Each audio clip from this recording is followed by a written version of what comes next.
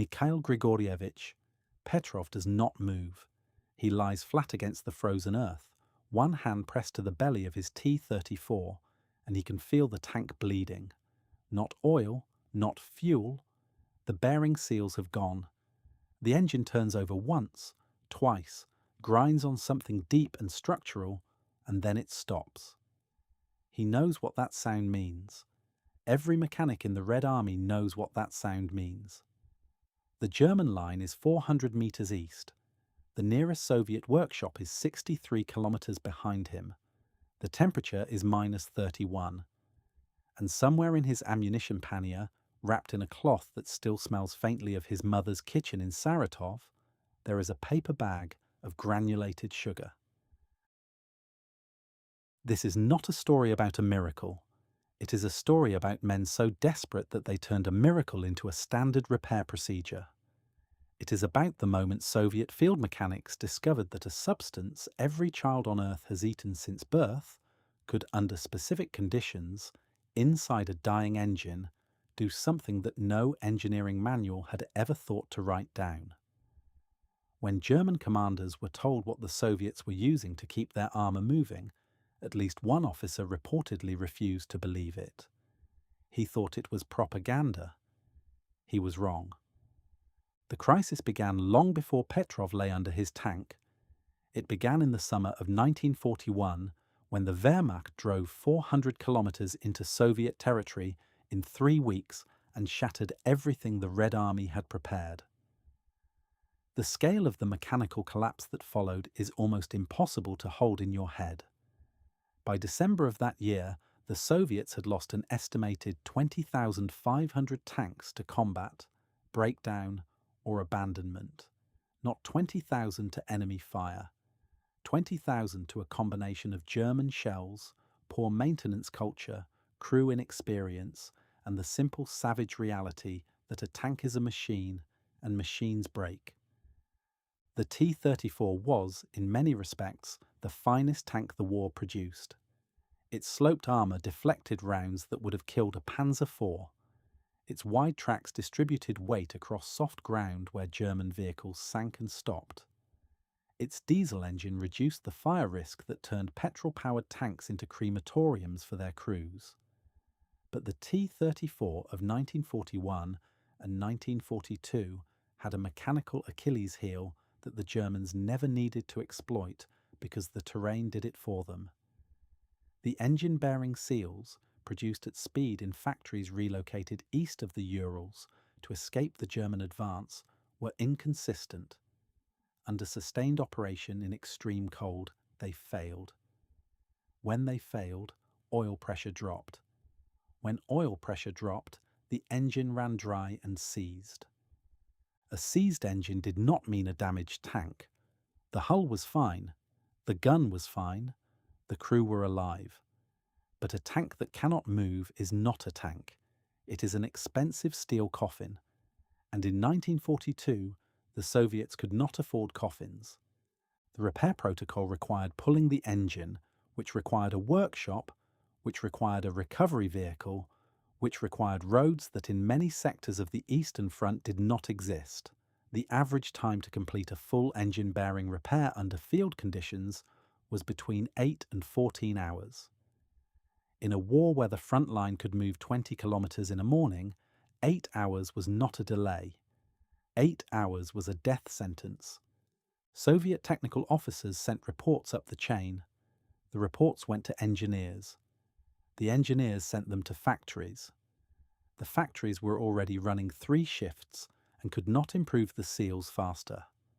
The situation was, on paper, unsolvable. Somewhere in this paralysis, a mechanic did something that should not have worked. The precise origin of the sugar repair method is genuinely disputed.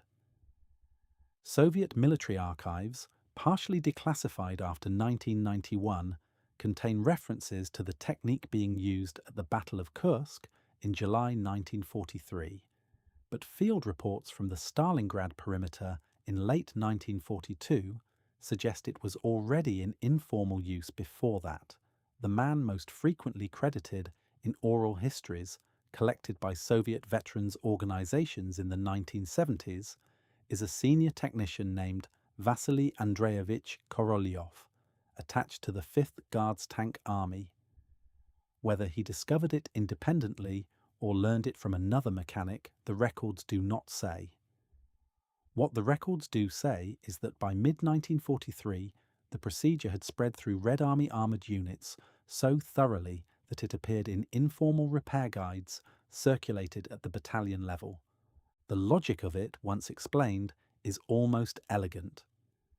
When a bearing seal fails, the engine loses its ability to maintain oil pressure. The oil film between metal surfaces thins, the surfaces begin to touch.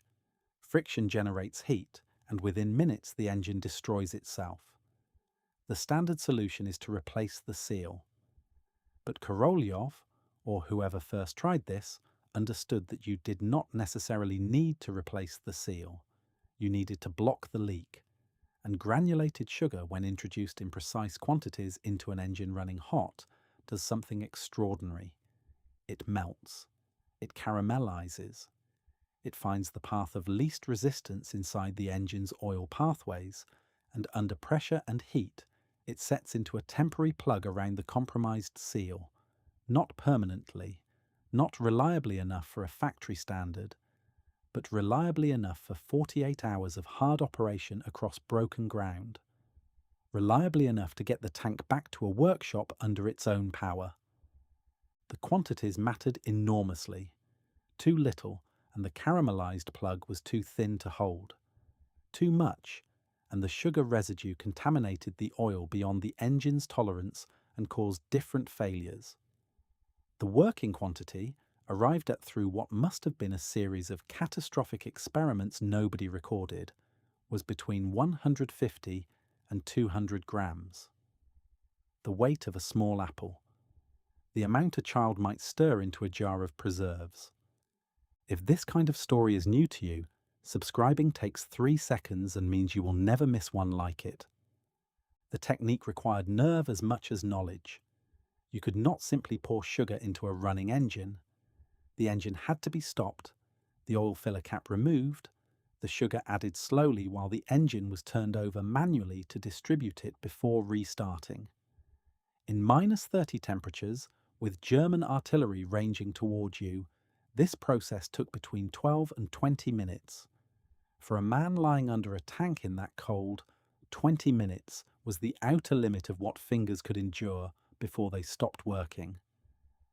Petrov knew the procedure. He had learned it not from a manual, but from an older mechanic during the fighting west of Kursk, a man who demonstrated it on a half-wrecked T-34 in a birch forest at dusk, talking quietly the whole time as though he were explaining how to bake bread, which in a way he was. The sugar method entered operational use at precisely the moment it was most needed. The Kursk salient in July 1943 was the largest tank engagement in history. At its peak, an estimated 8,000 armoured vehicles were committed across a front of roughly 250 kilometres. The Germans had prepared for this battle for months. They brought their newest hardware, the Panther, the Tiger, the Elephant tank destroyer. The Panther alone weighed 44 tons and mounted a gun that could knock out a T-34 at 1,500 metres. The Soviet response was mass, movement and maintenance. Surviving records from Soviet 5th Guards Tank Army maintenance logs for the period 5 to 16 July 1943 indicate that field repair teams performed temporary seal repairs using non-standard materials on at least several dozen vehicles. The exact figure is recorded differently in different documents, which suggests either incomplete record keeping or deliberate vagueness about a technique that was never officially sanctioned. What is clear is that vehicles repaired by this method were back in action within hours. Some of them fought through the entire battle. The German equivalent of this problem had a different character. The Panther's engine, the Maybach HL 230, was a technical marvel that destroyed itself with disturbing regularity. Its final drive units failed under load. Its cooling system was inadequate. During the initial Kursk offensive, an estimated 45% of Panther losses were caused by mechanical failure rather than Soviet fire. German field mechanics had no equivalent workaround. The Panther required workshop-level repair for most of its failures. It was a masterpiece that could not be fixed by a man with a bag of sugar and 20 minutes of nerve. The Tiger was more reliable but weighed 56 tons and required specialized recovery vehicles even to be towed. When a Tiger broke down in no man's land, it frequently stayed there until it could be recovered or until the Soviets overran it. The Red Army captured intact Tigers at Kursk and shipped them east for analysis. Engineers who examined them noted, with professional interest, how completely the German maintenance philosophy assumed access to workshop infrastructure. The Soviet philosophy assumed the opposite. The tactical advantage was not only mechanical, it was psychological. Soviet tank crews who knew the sugar method carried it as a kind of confidence. They were not afraid of bearing seal failure in the way their counterparts in earlier years had been, because they knew there was a response. The worst outcome had become manageable. In a war fought substantially inside the minds of the men fighting it, this was not a small thing. There is one surviving account from a political officer's report filed in August 1943, describing a German prisoner who was told during interrogation how Soviet mechanics had been keeping their tanks running. The prisoner was a Panzer crewman, not an engineer, and his reported reaction was to ask the question twice because he believed he had misunderstood the interpreter. He had not misunderstood. The Soviets were patching their tank engines with sugar. The prisoner is recorded as saying nothing further on the subject. The technique has no monument. There is no plaque at the site where it was first used, partly because nobody knows exactly where that was, and partly because the nature of the method made it difficult to commemorate. It was not an invention in the formal sense. No patent was filed. No engineer received a state award specifically for developing it. It emerged from necessity, from the kind of thinking that happens when the alternative to creative desperation is dying in a field. Veterans who served in Red Army armoured units and were interviewed in the 1970s and 1980s consistently described the method matter-of-factly, the way a carpenter describes which type of joint to use in which situation. It was knowledge passed between men, maintained not in documents but in memory. When those men died, the knowledge went with them, and what remained was fragments, the maintenance logs, the political officers' reports, the occasional mention in a memoir. The fragments were enough to reconstruct the outline. The texture is mostly gone. What is not gone is the result. The Soviet Union produced approximately 84,000 T-34 tanks during the war. Germany produced approximately 8,500 Panthers and 1,347 Tigers. The numbers alone do not explain the Soviet victory, which was built from geography, logistics, industrial relocation, and the willingness of the Soviet state to absorb losses that would have broken any other combatant. But inside those numbers, there is the maintenance question. A tank that can be repaired in the field by one man in 20 minutes is not the same weapon as a tank that requires a workshop and a recovery vehicle. One of them stays in the battle, the other becomes a problem. No surviving T-34 in any museum displays a maintenance log that records a sugar repair. The procedure was never officially acknowledged and therefore never officially documented at the vehicle level.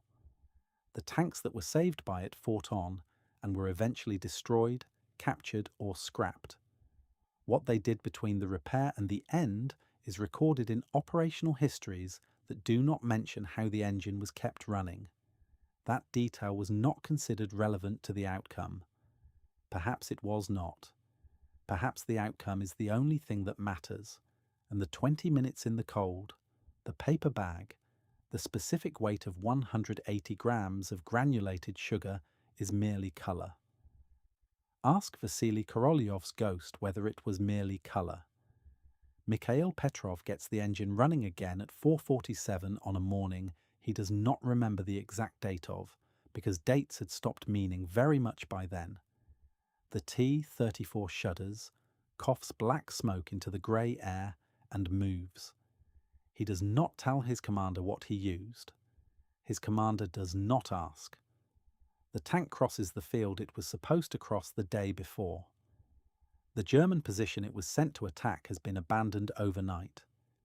He never knows whether the sugar held for the 48 hours it was supposed to, because within 31 hours of the repair, his tank takes a round through the left track, and he spends the next 6 hours digging the links out of frozen mud with a crowbar. He survives the war. He goes back to Saratov. He never writes any of this down. The sugar is still in the engine when it is abandoned in a field in eastern Prussia in February 1945 and left there until the scrap collectors come 3 years later. By then it has set hard and dark in the bearing housing, indistinguishable from any other residue, unidentifiable by any chemical test that anyone thinks to run. The tank is melted down. The steel becomes something else. The sugar becomes nothing at all. But for 31 hours, it was the reason a man came home,